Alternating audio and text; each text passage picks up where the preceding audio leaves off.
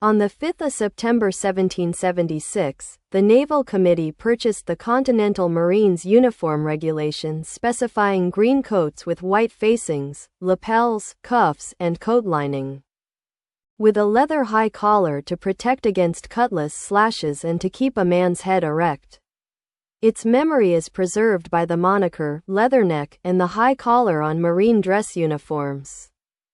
Though legend attributes the green color to the traditional color of riflemen, colonial Marines carried muskets.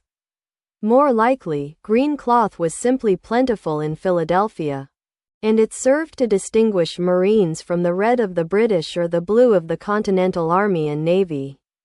Also, Sam Nicholas's hunting club wore green uniforms. Hence his recommendation to the committee was for green. At the second founding of the United States Marine Corps in 1798, the Secretary of War authorized a blue uniform edged in red.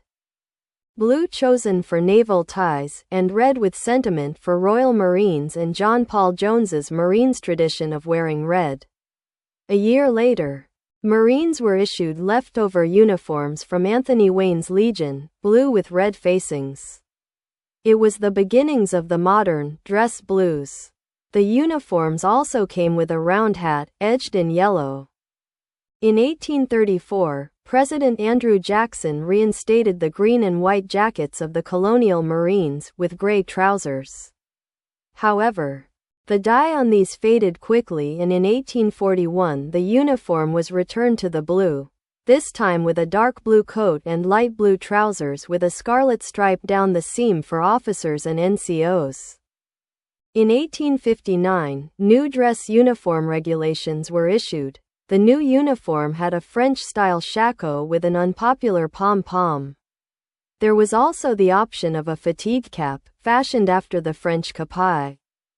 In the expeditionary period post-Civil War, Marines began wearing a khaki field uniform, better suited to tropical and arid environments. In the 1890s, the Marines adopted some practical changes to the field uniform, adding a campaign cover, with a large Marine emblem on the side, and canvas leggings. In 1901 the emblem moved from the side to the front of the campaign cover. In 1912 the Corps adopted a Montana Peak for the campaign cover, and in the same year adopted a forest green uniform. The green service uniform was adapted with a standing collar.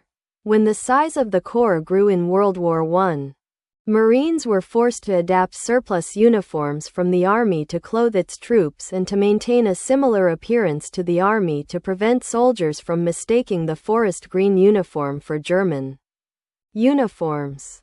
The garrison cap was introduced, originally to be worn overseas, as it could easily be carried when wearing the steel helmet. This marked the first time Marines, as well as other U.S. service members, wore distinct combat and non-combat field uniforms, in addition to dress uniforms. The service uniform was designated for ceremonies, garrison, and leave. Sometime after World War I, the tradition of a uniform of the day, designated by the unit commander, was created to ensure uniformity of troops, now that there was a wide variety of uniforms available for wear. Also born was the tradition of reporting to a new duty station in the service, a uniform. In 1926, the standing collar on the service uniform was changed to a rolled flat collar. But the dress uniform collar remained standing. A khaki version of the service uniform was adapted as well, for use in summer months. At the start of World War II, the Marine Corps had 4 standard uniforms.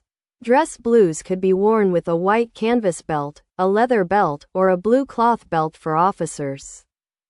But their issue ceased in early 1942 except for recruiters and ceremonial units for the duration of the war.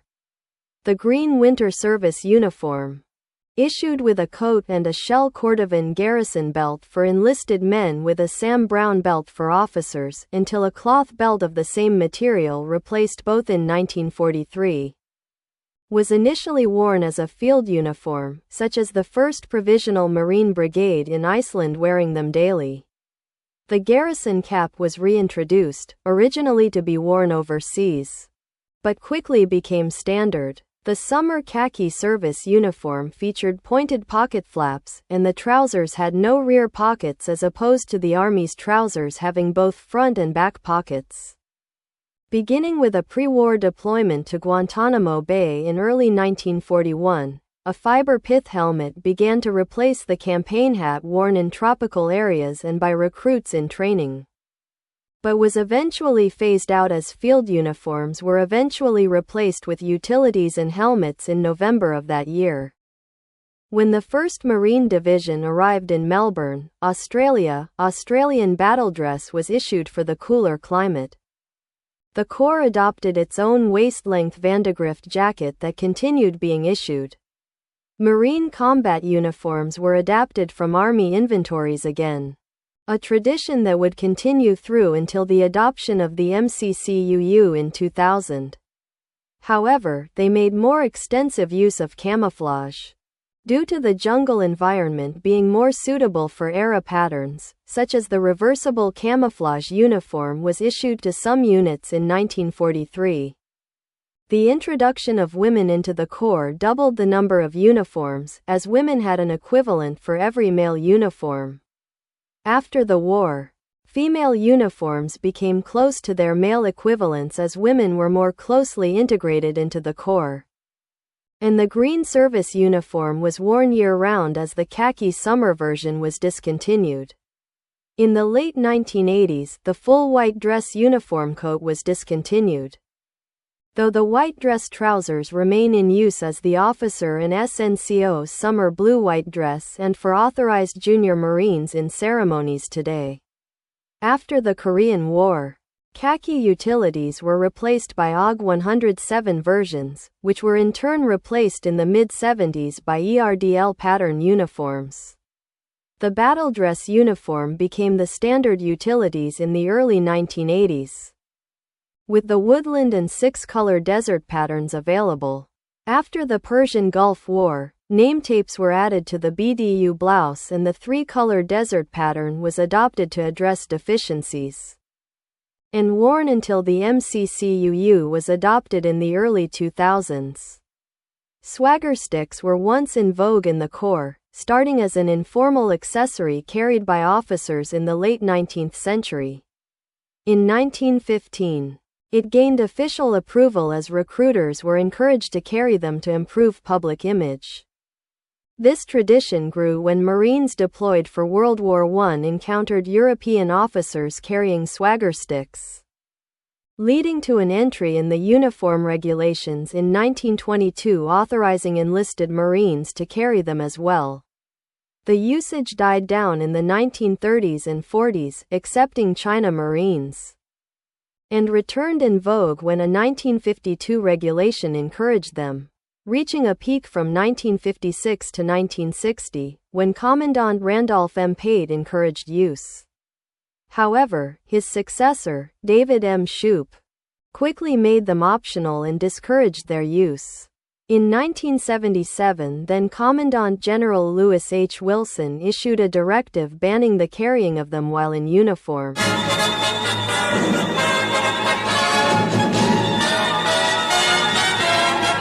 From the halls of Montezuma to the shores of Tripoli, we fight our country's battles in the air, on land and sea. First to fight for right and freedom, and to keep our honor clean. We are proud to claim the title of United States Marine.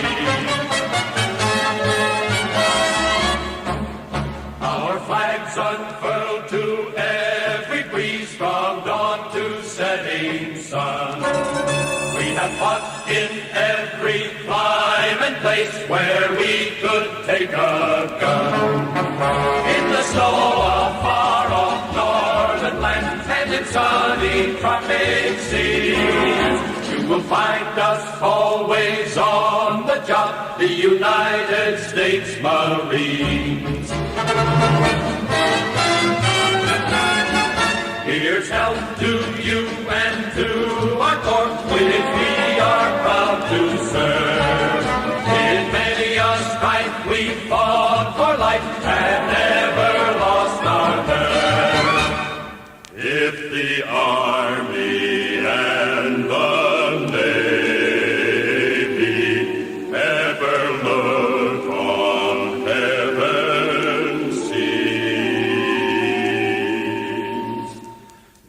find the streets are guarded by United States Marines.